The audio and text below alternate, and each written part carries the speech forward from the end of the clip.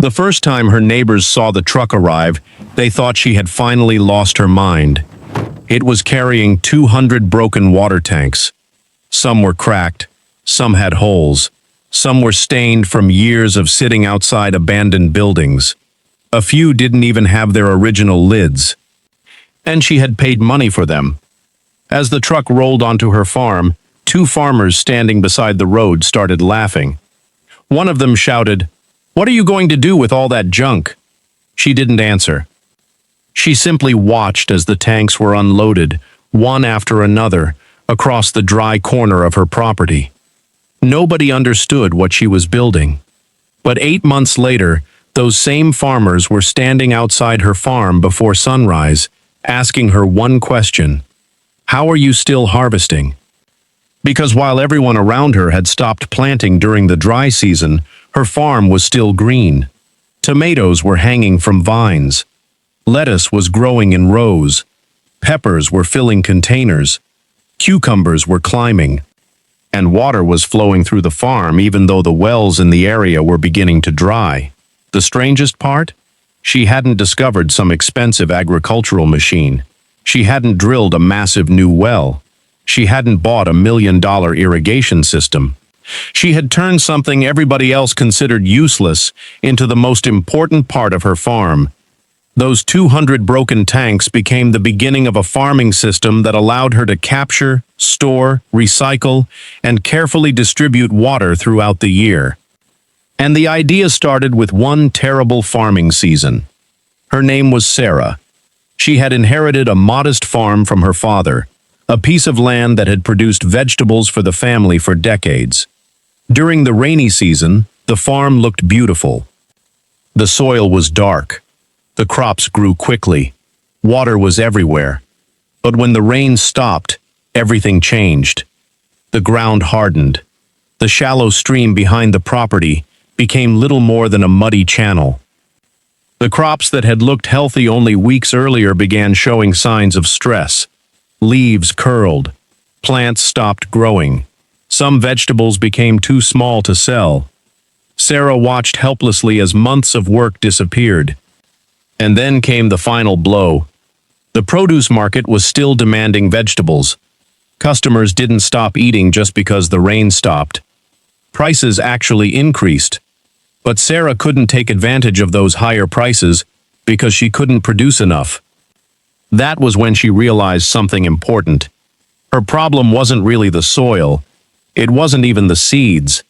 Her biggest problem was losing water when she had it, and having no water when she needed it. During the rainy months, thousands of liters of water were running off her land. During the dry months, she was desperately searching for water. It didn't make sense. So she started looking for a solution. Not an expensive solution. A solution she could actually afford. Sarah began visiting demolition sites, old farms, storage yards, and construction areas. She was looking for large plastic water tanks that people no longer wanted. Many were damaged. Some had cracks. Others had broken fittings. Several had been sitting outside for years. Most farmers would have driven past them without a second thought. Sarah didn't. She saw storage capacity. She negotiated with owners and bought damaged tanks for a fraction of the cost of new ones. After weeks of searching, she had collected nearly 200. That's when her neighbors started talking. What is she doing? Why would anyone need that many tanks? She should spend her money on a tractor. She is wasting her time.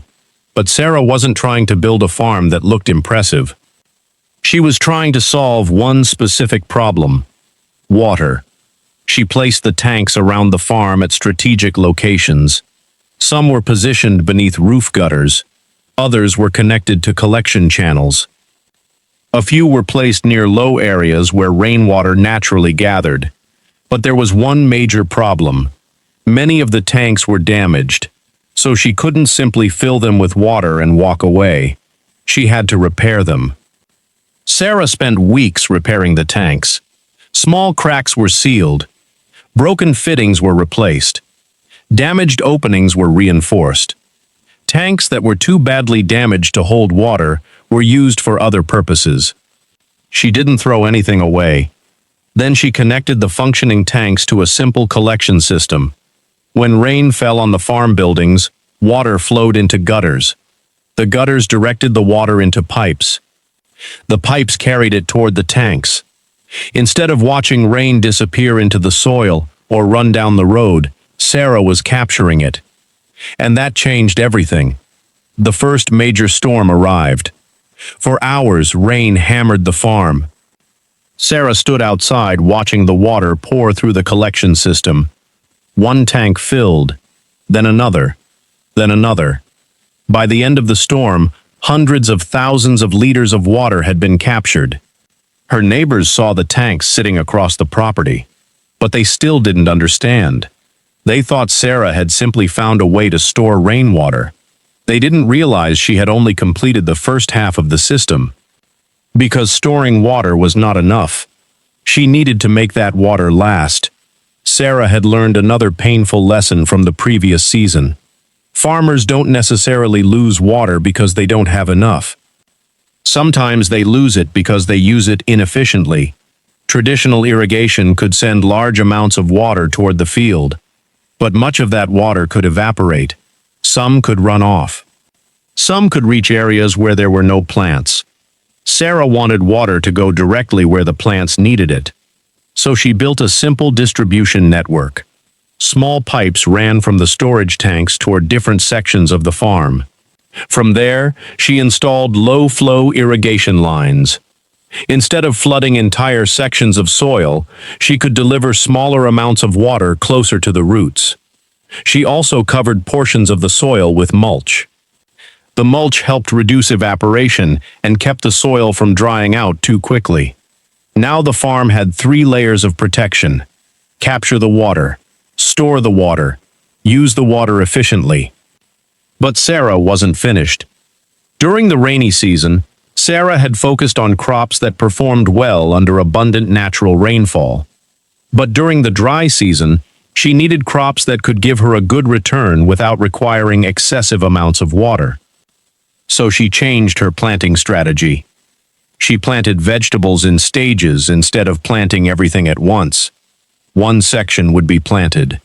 A few weeks later, another section, then another. This meant the farm wasn't producing everything at the same time. Instead, Sarah created a continuous cycle.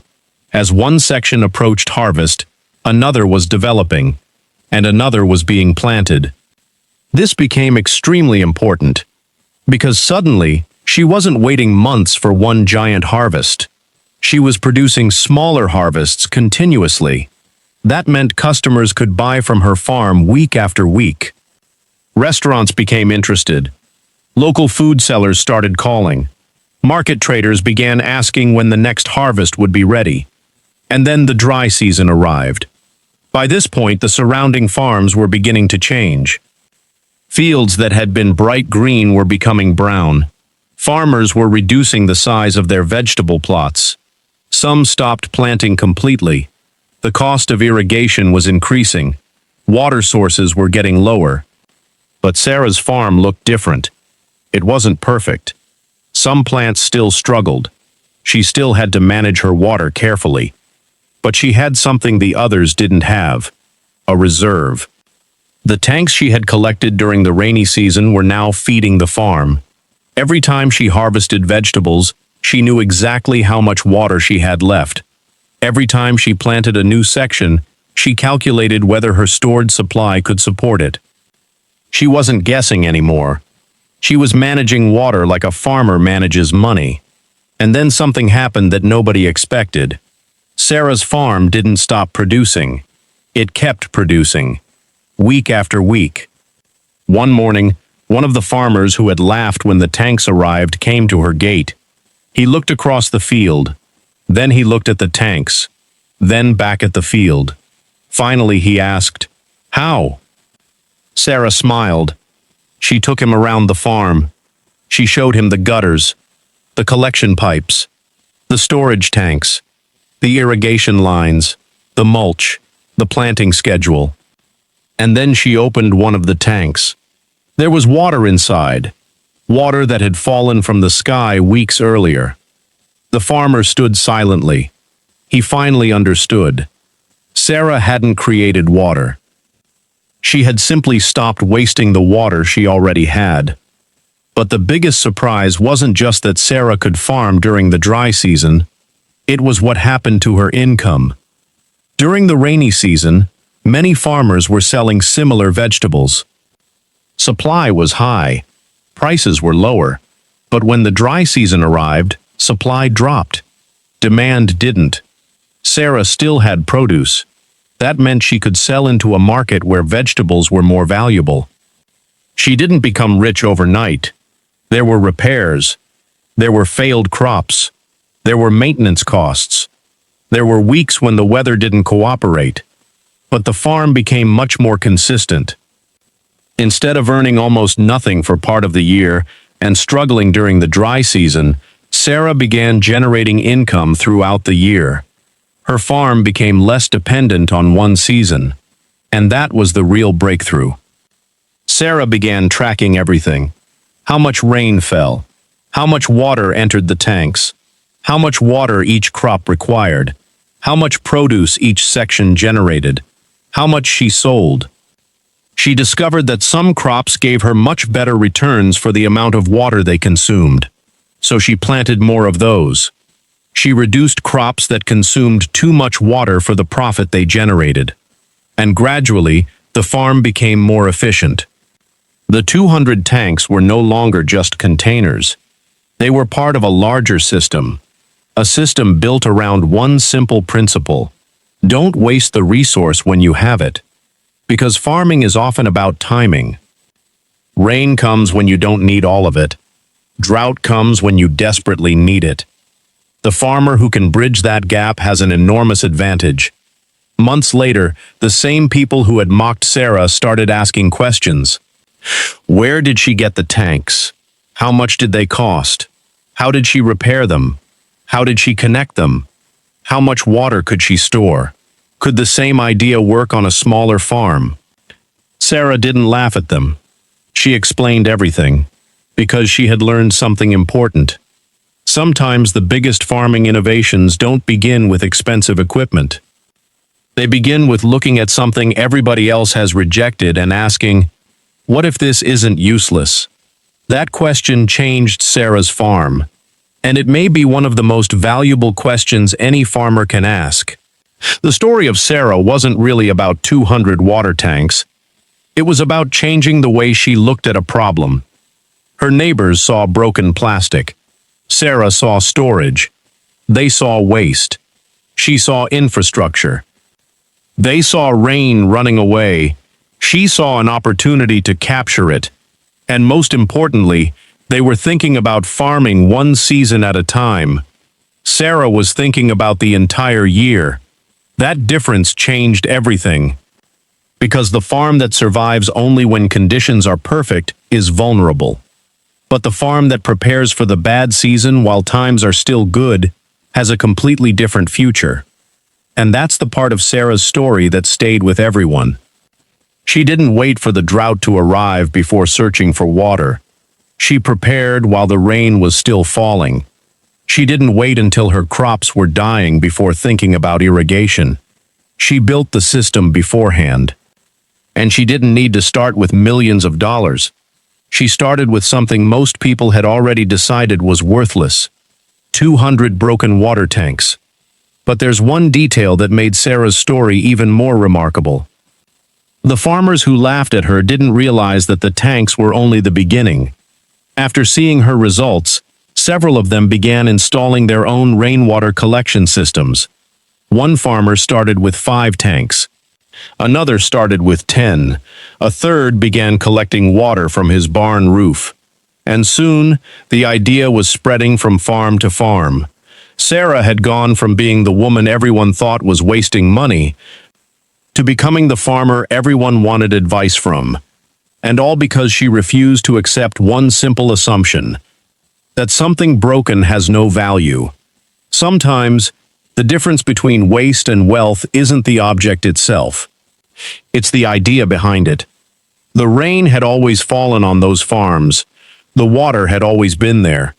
The opportunity had always existed. Sarah simply learned how to catch it. And that's why when the next dry season arrived, everyone else was watching the sky, while Sarah was checking her tanks. Because this time, she was ready. And her farm? It never stopped producing.